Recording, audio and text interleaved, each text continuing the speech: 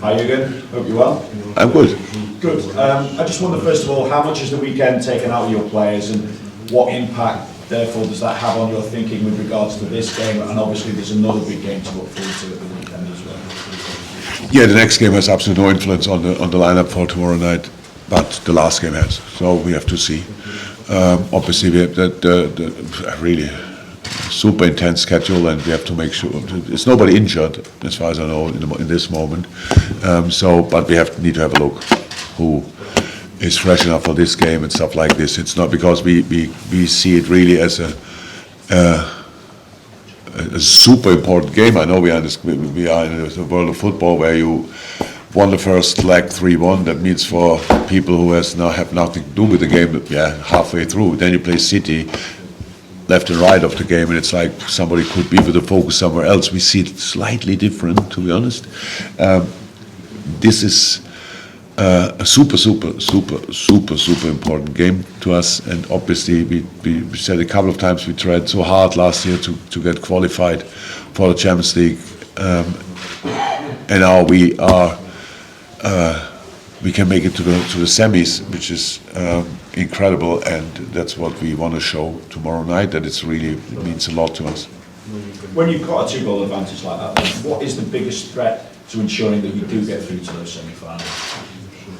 Oh, we have to be on top of the game. We have to. We were good in Benfica. I like the game. In a lot of parts, I liked a lot. When I did analyze, it looked better than live, to be honest. So the main target is to be, again, I know that's the headline. Let me say like this: being the one team nobody wants to play against, and Benfica doesn't want to play against, like really aggressive in a football sense, against the ball, really defending them, knowing more about the way they played. Obviously, they tried to isolate in moments. Darwin a little bit, Ivo 1-1 situations, going for the second ball, these kind of things. But they play football. If you don't defend Weigelt, then you have a problem as well. So because he connects the pieces a little bit. There's a lot to do. Speed with Rafa, and there's so many things we knew before, but then you see it on the pitch, it's really impressive. And again, how a half-time should be. Now you know more about the opponent, so adjust and go again. Just finally from me as well, and it kind of relates to Pep Guardiola, so it's a bit of a roundabout question, but Pep said, I'm willing to stay forever here. I'd extend the contract 10 years. He also says that when he retires, he will remember the biggest rivalry was with Liverpool. So is this a rivalry with Manchester City that could drive you on to stay here even longer? What impact could this rivalry potentially have on any decision that you face regarding your future? I really think we have to do it. What has my future to do with Pep's? I think because we have to. I think I saw, because I prepared the game, so I bounced into the press conference of Pep, and I actually thought I could stay here he said I could stay here forever. I won't, but I could stay here forever. And you are cheeky enough to pick out this one phrase that he stays here forever. Because so great, yeah. I'm really not sure that that's all. That's not too cool. No, if Pep want to stay forever, please do that. Has nothing to do with me. Okay, thank you, Vinny. Next. Jürgen, even with the experience on your side and the players that have been so successful in their careers, is this season proving to be a learning experience for even those players in terms of going for 4 trophies?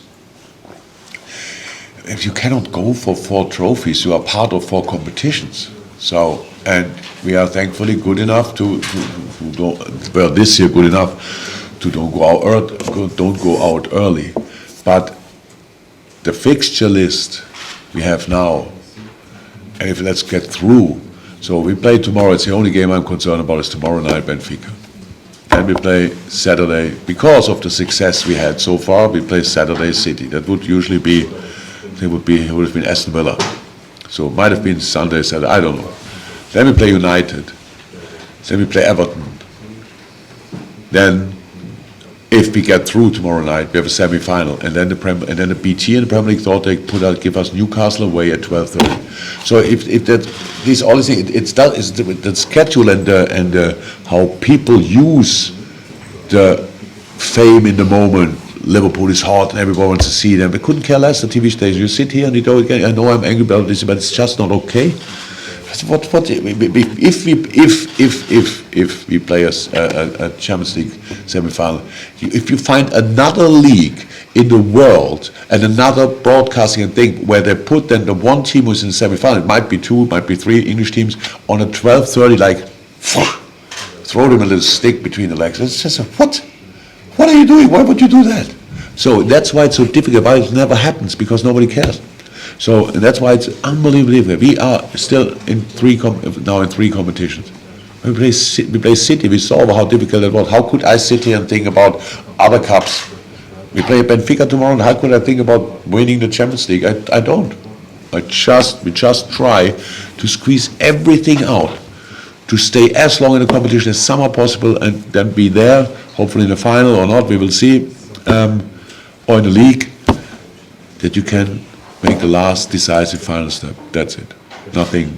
And if you don't have enough players, I'm pretty sure I wouldn't sit here today. Then I have a day off probably, because we don't play Champions League anymore. On tomorrow night's game, I just wondered how much, if at all, did your thinking towards the game change from the 1-goal cushion to 2-goal cushion after Luis Diaz's goal? Yeah, it's better. Again, we can only describe it like this: if we play tomorrow night and we have, or whenever, it's 3-1 at halftime. That's as tricky as a 2-0. It's just good basis. If they score one, we felt it against Inter. Game changer. We felt it there. We controlled the game until Benfica scored, and then all of a sudden, bam! It looked slightly different, and we have to make sure tomorrow night that they really feel this is a place you don't want to go. You want to go maybe for whatever sentiment or something like that, but you don't want to play them there. That's what we have to be, really on our toes, really angry in a good way. So they want to kick us out of the competition. Okay, so we have to be ready for these kind of things, and I really hope we are. Okay, thank you. We'll go to Paul Joyce next, please.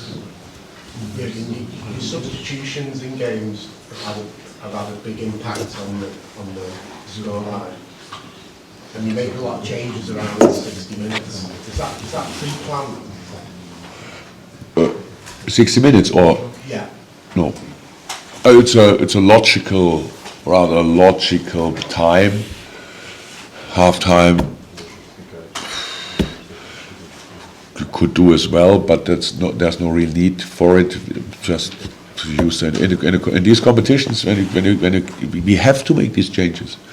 It's just because we come out of a very intense period, and we have to be 100% sure that we can keep our performance level over 90 minutes or 95, whatever, and that's only possible we are in April.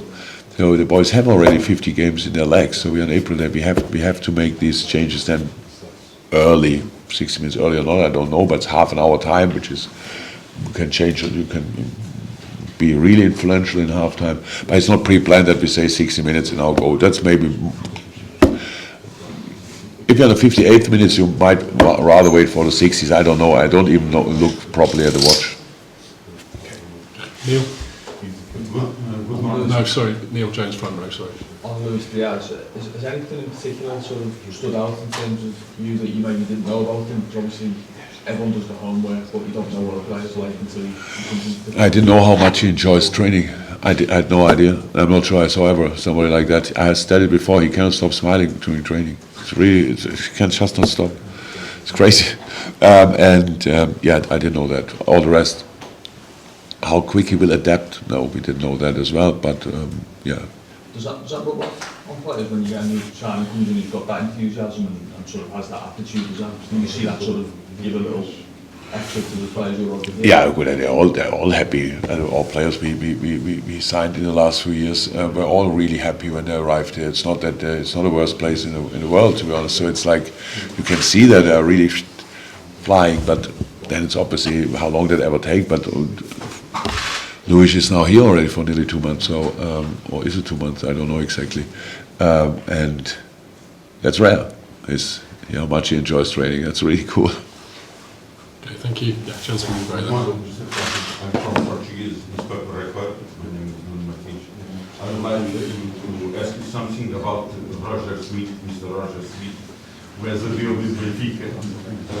I would like to ask you to present him to Benfica's fans and Portuguese.